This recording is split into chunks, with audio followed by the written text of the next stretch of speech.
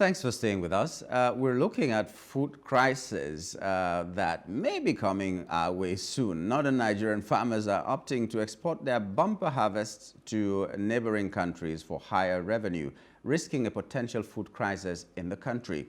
This decision is contributing to rising food prices as essential crops, including millet, sorghum, beans, and maize. They are being shipped to markets in Niger, Cameroon, Chad, Ghana, and beyond, leaving local demand unmet.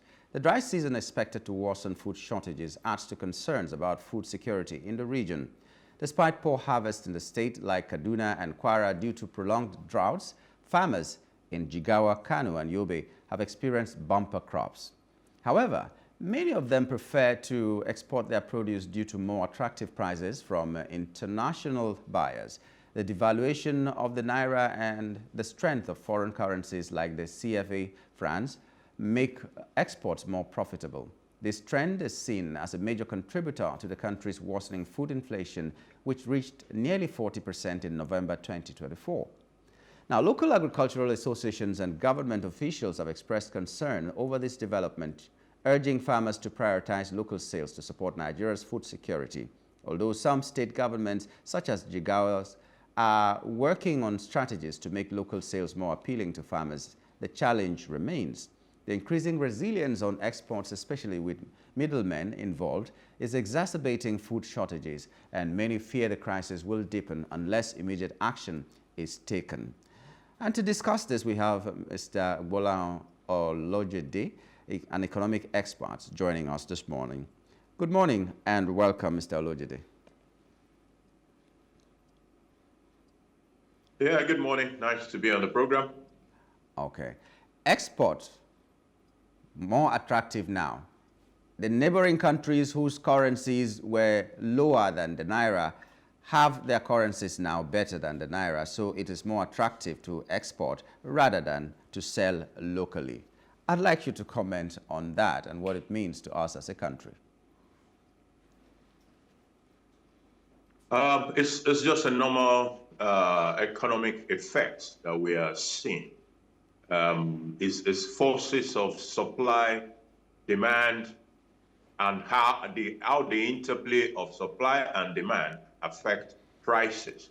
So the question is, why should I sell my product at 10 naira if I can get to sell it at 15 naira equivalent to somebody else? So that is normal market forces. And if we're going to solve that problem, there are a few things we must be looking at. Number one will have to be to increase supply dramatically. When the supply is huge, it will still have a net effect of depressing the prices. Number two is to think of an intervention in which government itself will stock up some of those food items. So government becomes an off-taker and it buys it from the farmers. So when it buys it from the farmers, then it can be the source of distribution. We've had, similar schemes and very old in old times. It's not the best because it involves some elements of subsidy on the part of the government. But when you look at the possibility of the crisis that is ahead, if all those grains are going abroad, it is not going to only starve us of grains for direct consumption, it will also starve us of grains for the production of animal feed, and by extension, things like poultry products and other livestock that depend on grains for food will become more expensive, thus aggravating the problem we already have with food inflation. So it's not something to be toyed with. It's something that requires quick intervention. And unfortunately, the borders are so porous that it goes beyond I want to police the borders. The borders, like someone said many years ago, there are probably up to 4,000 unmanned borders in the north alone, where people can just walk in and walk out. And there are nobody to man all those places. So we can't even police it. We have to see how we can deal with the problem by certain intervention.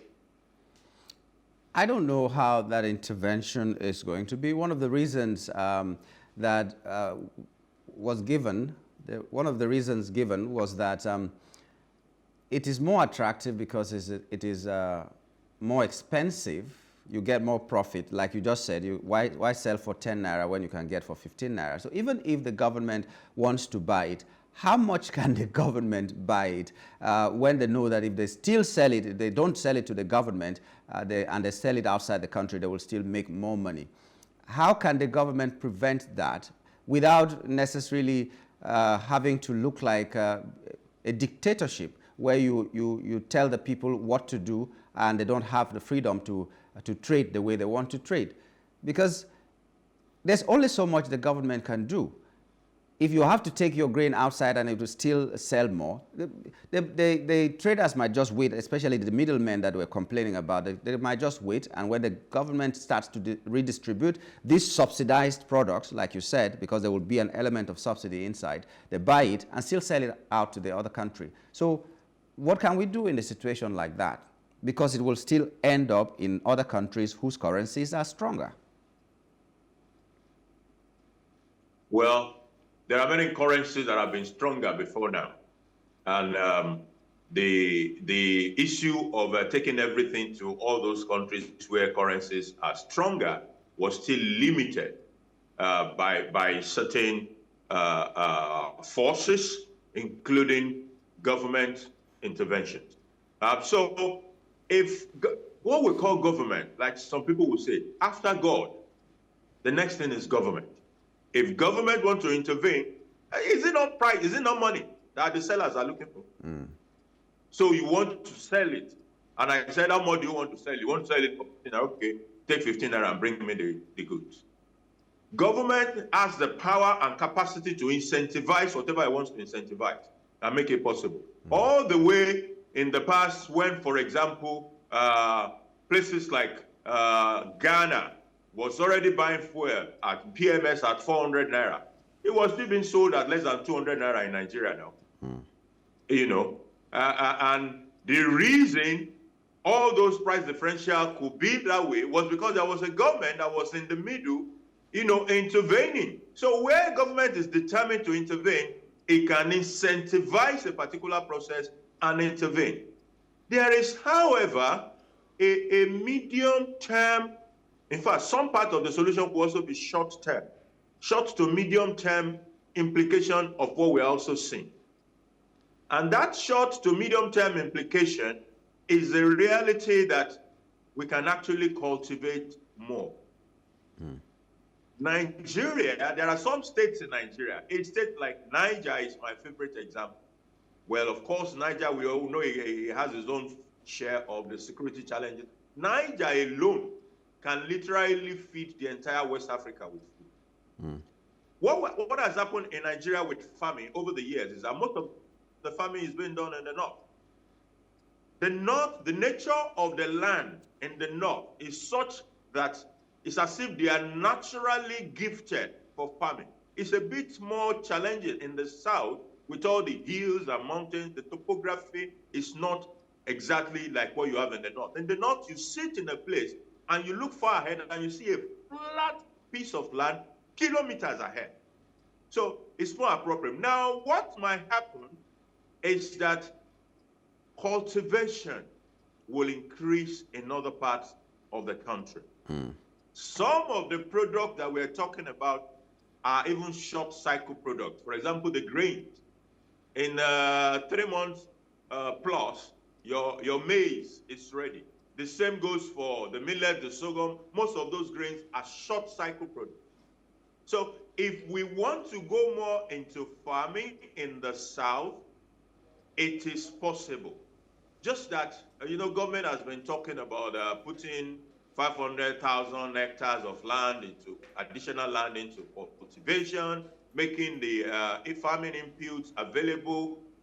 In the New Year message, I think the president still mentioned the subject of 2,000 tractors.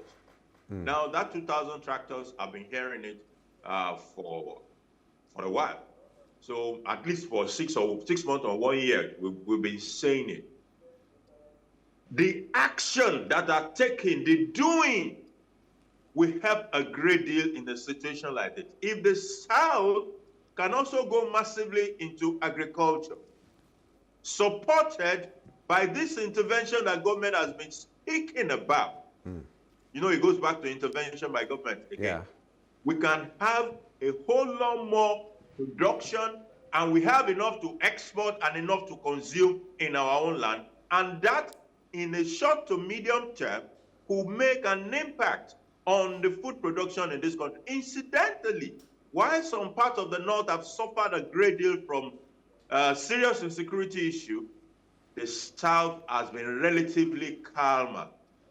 That is a reality. So we can do more production. It's not as if the land is sterile in the South. It's just that it has been easier in the North because of the nature of the land in the North. We can do more production, bombard the market with a huge supply, and we will moderate all those price issues that we are talking about. And government will be at the heart of intervention that can deliver such a measure. Okay.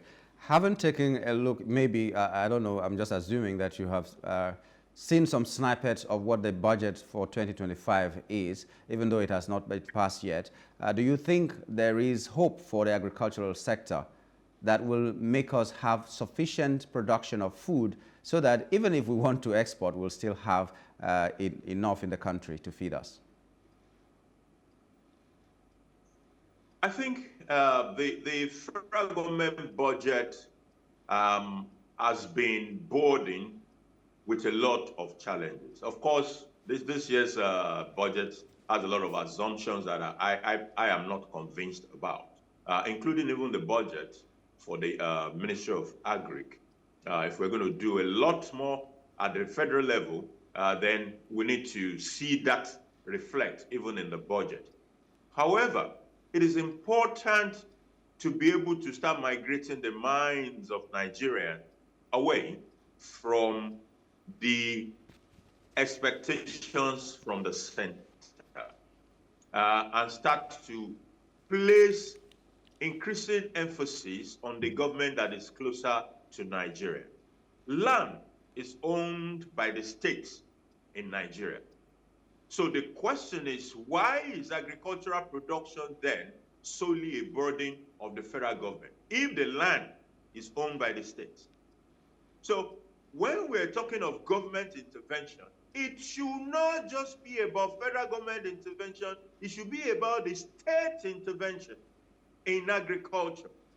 And I give you some of the lands that we have in Nigeria, some of the states that we have in Nigeria.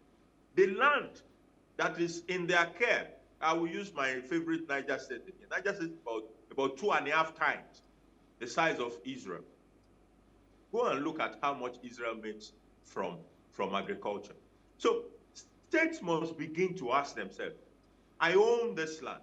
I have people, the resources are there. My allocation has increased. My people need to be able to do more in terms of agri. So what exactly am I doing to make that happen? The local government is also there. It can participate in this thing because it is closest to the people. It can help to bring down the policy right from the center and those of the state and cascade it down to the ward level, which is where the local government is, and help to encourage this agriculture. You see, certain models of production, which it will involve the state government, is to say, okay, in this my state, we have a land that is very suitable for corn. Farmers, go out there and plant corns.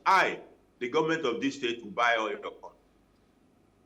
You give them the input. Don't give the, they have some old seedlings that are not very productive. Give them the right productive seedlings. Make fertilizer available to them.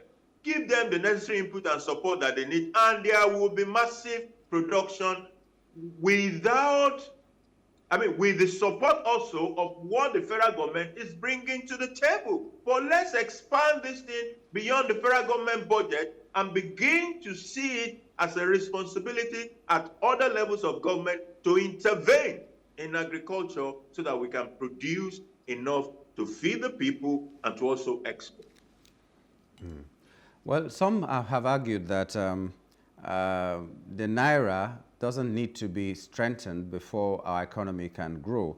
But this, a part of this report said that it is because it's tying it to the weakness of the naira. What do you think about the current state of the naira right now? When we're talking about growing our economy, we're talking about cutting down inflation and all that, and the naira still seems to be the way it is. Is it, as an expert as well, is it a good thing for us, or is it a bad thing? Some are saying, like I said, some are saying that our naira should not even be made to be stronger because it is going to be to our advantage, and some of us don't understand. Okay, some of what you're saying is already playing out, but it's not playing out in at the positive level that we would like to see it. If your currency, if the exchange rate is the way it is right now, what it should do is that it should encourage export because your goods become cheaper. So people from all other places come around to come and buy those cheaper food, and you're able to earn foreign exchange from it. And that is a good part of a weak naira or a weak currency generally. That's exactly at the heart of what we're discussing this morning. Farmers are ready to sell their food to other countries because they get more. So weak currency makes export attractive. When you export, you earn foreign exchange, which continues to strengthen your own currency until a stage is reached. One of the problems we have had with our currency is that the currency is weak on one side, and we have nothing to export on the other side. So when we begin to have things to export, that is when we will get the benefit of a currency that is not $1 to 1 naira. We will now begin to reap those. As a matter of fact, I remember several years ago when one of the problems that America had with China was that China had artificially allowed its currency to remain weak relative to the dollar because you want to continue to export and export. But in the case of China, China was a very productive economy, still a productive economy. So he had things to export. And that policy favored China. In fact, they deliberately ensure that their own currency will not appreciate. And it became an issue that I believe US people took them to the World Trade Organization for that act. So this is the same thing that is playing out and which those economists are trying to explain. The only problem for us now is that if you take the case of the food, we're not even producing enough to feed ourselves. And already what we should have been eating in our country to help to drive down that inflation. Don't forget, food inflation is the arrowhead of our headline inflation in this country. So we're not even solving the internal problem already, and export is already becoming attractive, and people are moving those goods outside the country to go and get foreign exchange. So we are not producing, our currency is weak, so we are not able to get the maximum advantage from a weak currency. However, as we become more productive, we will begin to reap the advantage of that situation, and naira itself will start to appreciate. It will now be left to us whether we want to artificially keep the naira low, as with the China situation, which I don't want to do. That's okay. What we'll do. Anyway, as we wrap up now, I'd just like, by way of emphasis, for you to reiterate what the federal government needs to do. We've talked about what the state can do, what the local government can do, and a little bit about what the federal government can do. But just let's re-emphasize this as we wrap up. What should the federal government do so that we can have more exports, so that in short, so that we can have more export, because our naira right now is very low, and it could have been an advantage if we had more export. So what do they need to do as we wrap up, please? The federal government must encourage production. There must be a lot more production. And it can do this by intervening. It has the power to be able to intervene. Some of the things that the federal government has been saying for a while now way back in July 2023 was the speech of the president where he spoke about additional cultivation of more hectareage of land. Even the previous government of PMB identified that we're not even cultivating enough, though I know that the problem goes beyond the hectareage of land that is cultivated. So government must be in the space of doing. Those tractors that we have been talking about for a while, let us make them available, let them land, and go away from the president's speech. Let's begin to see it and getting them deployed. There are also tractor assembling businesses. I read something where a tractor assembling business in Nigeria is saying, oh, they want to import all these tractors. They're not even talking to us that are here on the ground. That is also part of the production that we're talking about. This country must produce more.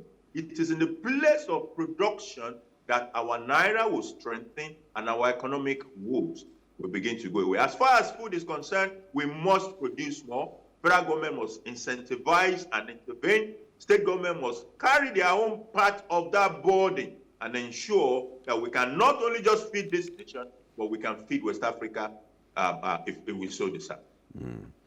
Okay, well, we'd like to thank you, Mr. Olojede, for coming on the program. We do hope that whoever needs to hear it is hearing it right now or will get to hear it at some point and make these changes that we need so that Nigeria can prosper. Thank you for your time this morning.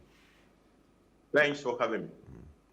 We've been talking to Mr. Gbolahan Olojede, an economic expert, and we were looking at the scary reality that some people are now preferring to export their food items, and that might lead to a lot of suffering, food insecurity in this year and beyond.